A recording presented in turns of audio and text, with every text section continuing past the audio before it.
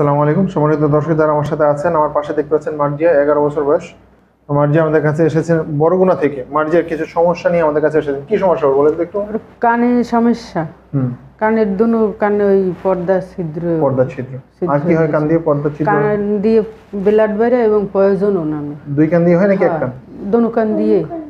রক্ত কি দুই কান দিয়ে বের হয়? রক্ত এক কান দিয়ে। বাম কান কোন সময় রক্ত বের হয়।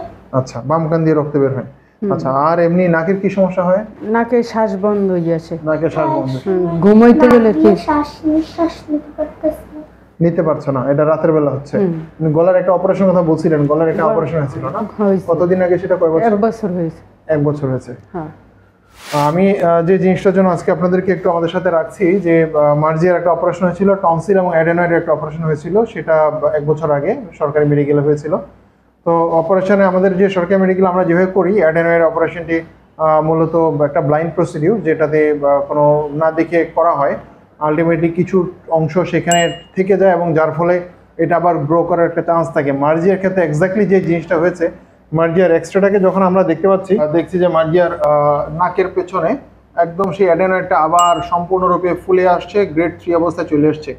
তার মানে প্রথমবার যে অপারেশন হয়েছিল ব্লাইন্ড প্রসিডিউরে, সেই অপারেশনের ফলশ্রুতিতে সম্পূর্ণভাবে তার এটি নির্মূল হয়নি বা সরানো যায়নি, অপসারণ হয়নি, যে কারণে কিছু জিনিস থেকে গিয়েছিল, সেটা থেকে আবার ফুলে তার নাক ব্লক হয়ে গিয়েছে। মার্জিয়ার কানের অবস্থা আপনারা দেখতে পাচ্ছেন, কানের ভেতরে লাল মাংসের মতো ফুলে আসছে, যেখান থেকে তার ব্লিডিং হচ্ছে। এটা তার বাম কান, এবং যে পুজ আশেপাশে জমে আছে এটা খুব দুর্গন্ধযুক্ত পুজ, এবং এটা তার কোলিস্টেটোমা বলি আমরা এখানে। এই ধরনের পুজ থাকলে এটাকে কোলিস্টেটোমা বলা হয়। এটা একটা আনসেফ ভ্যারাইটি। কানের যে কয়েকটা ধরন আছে রোগের, পর্দা নষ্ট হয়ে যাওয়ার পরে যে দুটা রোগের ধরন হয়, তার মধ্যে এটা একটা খারাপ রোগ, খারাপ ধরন। আর ডান কানের অবস্থা, যেটা দিয়ে রক্ত পড়ে না, এটার অবস্থা আপনারা দেখতে পাচ্ছেন, পুজ আছে এবং কান এখনো আনহেলদি। বিশেষ করে তার খুব চ্যালেঞ্জিং হচ্ছে, খুব মানে দ্রুত যে কাজটি করা লাগবে, তার 2 কানের অপারেশন লাগবে।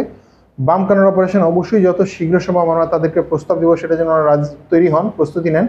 এবং তার নাকের পেছনে যে অ্যাডেনয়েড আছে সেটিও তার অপারেশন করতে হবে। কিন্তু এবার আমরা যে প্রসিডিউর করব, যে প্রসিডিউর আসলে করা উচিত, এখন যেহেতু প্রযুক্তিগত দিক থেকে অনেক কিছু ডেভেলপ করেছে, সো এন্ডোস্কোপিক অ্যাপ্রোচে তার নাকের অপারেশন, অ্যাডেনয়েড অপারেশন সম্পূর্ণ করা উচিত। এবং আমরা সেভাবে প্রস্তাব দিব তাদেরকে, যেন আমরা সম্পূর্ণরূপে রেখে আসতে পারি যে আমাদের অ্যাডেনয়েড সম্পূর্ণরূপে ক্লিয়ার হয়েছে।